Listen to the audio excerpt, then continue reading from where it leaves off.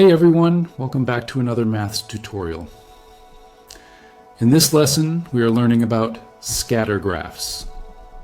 Scatter graphs are used to show the relationship between two sets of data.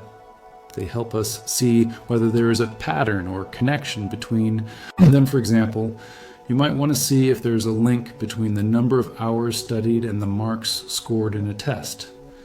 Each piece of data is shown as a point on the graph. One value goes on the x-axis and the other goes on the y-axis. Looking at how the points are arranged, we can see if there is a correlation.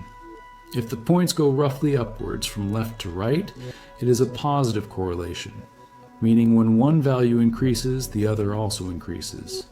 If the points go downwards, from left to right, it is a negative correlation, meaning as one value increases, the other decreases.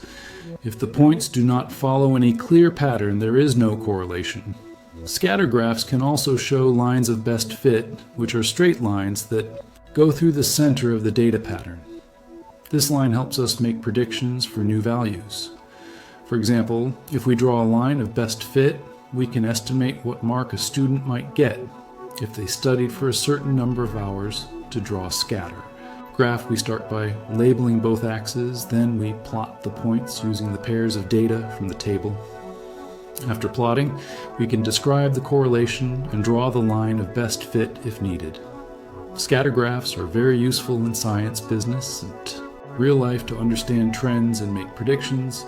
That is all for this lesson on scatter graphs. Thanks for watching, and do not forget to like, share, and subscribe for more maths tutorials.